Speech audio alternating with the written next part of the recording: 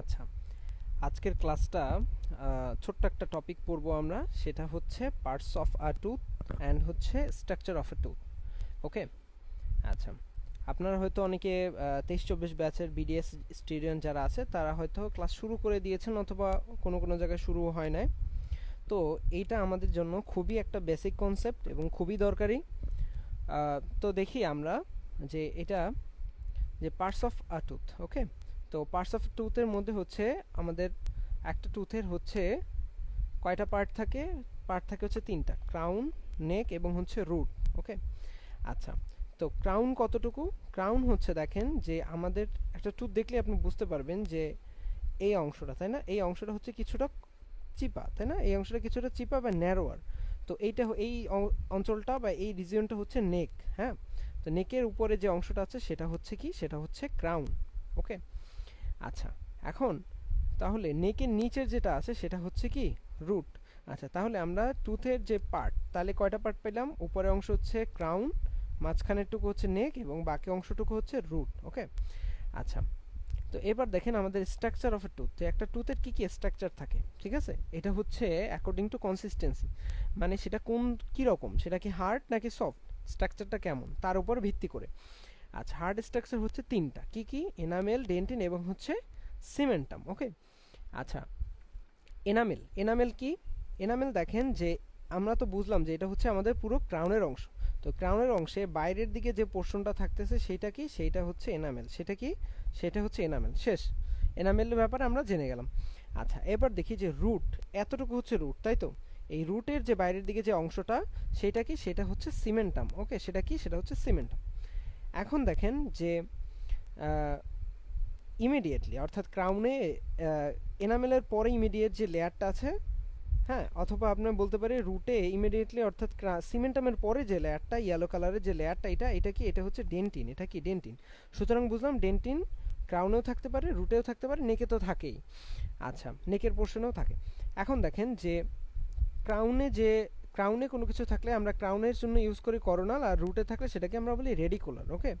এখন দেখেন যে ক্রাউনে যে ডেন্টিনটা আছে সেটাকে আমরা কি বলবো? Coronal dentine. রুটে যে ডেন্টিন আছে সেটাকে আমরা কি বলবো? এই দিকের ডেন্টিনগুলোকে কি বলবো? Radicular dentin. ওকে। আচ্ছা, তো দেখেন দুইটা স্ট্রাকচার, যেটা হচ্ছে ক্রাউনে আছে, নেকে আছে, রুটে, মানে পুরো টুথ জোরে আছে, সেটা কি? প্রথমত হচ্ছে ডেন্টিন, দ্বিতীয়ত হচ্ছে পাল্প। ঠিক আছে, এর পুরোটা হচ্ছে ভিতরের বেগুনি কালারের, এটা হচ্ছে পাল্প। ওকে। আচ্ছা, তো আমরা পড়তেছিলাম হার্ড স্ট্রাকচার। তো হার্ড স্ট্রাকচারের মধ্যে আমরা জেনে গেছি এনামেল, যেটা ক্রাউনের বাইরে থাকে, সিমেন্টাম, যেটা রুটের বাইরের লেয়ার, আর ডেন্টিন হচ্ছে রুটেও থাকে এবং হচ্ছে এনামেলেও, সরি, ক্রাউনেও থাকে। আচ্ছা, এবার দেখেন যে সফট স্ট্রাকচার। সফট স্ট্রাকচারের মধ্যে একটাই আছে, সেটা হচ্ছে পাল্প। এখন পাল্পের মধ্যে কিছু ডিভিশন আছে, সেটা হচ্ছে পাল্প হর্ন। আচ্ছা, পাল্প হর্ন কি? হর্ন মানে কি আগে আমাদের বুঝতে হবে। হর্ন মানে হচ্ছে শিং। ওকে। হর্ন মানে কি? শিং। শিং কেমন থাকে? উঁচু থাকে, সুচালো থাকে, তাই না? আচ্ছা, দেখেন এই অংশটা কিন্তু উঁচু, এই অংশটা কিন্তু উঁচু। তো পাল্পের যে অংশটা এরকম উঁচু থাকে সেটাকে আমরা কি বলবি? সেটাকে আমরা বলি হচ্ছে পাল্প হর্ন। ওকে, কি বলি? Pulp horn. আচ্ছা, পাল্প হর্ন বাদে বাকি যে পাল্পের যে অংশটা আছে পুরোটাকে আমরা কি বলি? পুরোটাকে আমরা বলি হচ্ছে ক্যাভিটি। কি বলি? Pulp cavity. Okay. Pulp pulp ক্যাভিটির মধ্যে দেখেন ক্রাউন পোর্শনে যতটুকু আছে সেটাকে আমরা কি বলি? সেটাকে আমরা বলি হচ্ছে চেম্বার। সেটাকে কি বলি? চেম্বার। অর্থাৎ আমরা যদি ক্রাউন পোর্শনে যতটুকু পাল্পের অংশ পাই সেটাকে বলি আমরা চেম্বার। আর রুটে যতটুকু ক্রাউনের অংশ থাকে সেটাকে আমরা কি বলি? সেটাকে আমরা বলি হচ্ছে রুট ক্যানেল। ওকে, আপনারা অনলি শুনছেন যে রুট ক্যানেল ট্রিটমেন্ট নামে একটা মোটামুটি এক্সপেন্সিভ একটা ট্রিটমেন্ট আছে, তাই না? Root canal treatment. তো রুট ক্যানেলে কি করে? এখান থেকে রুটের অংশের যে পাল্প সেটাকে সরাই ফেলে। ওকে।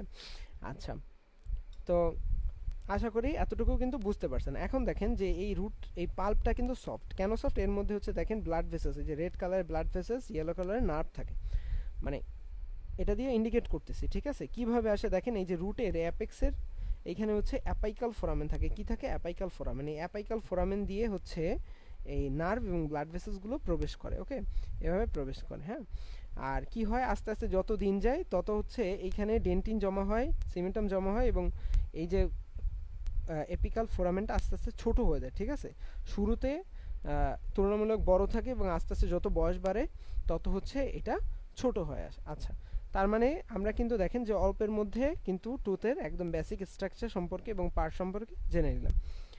সবাইকে ক্লাসটা করার জন্য ধন্যবাদ। আসসালামু আলাইকুম।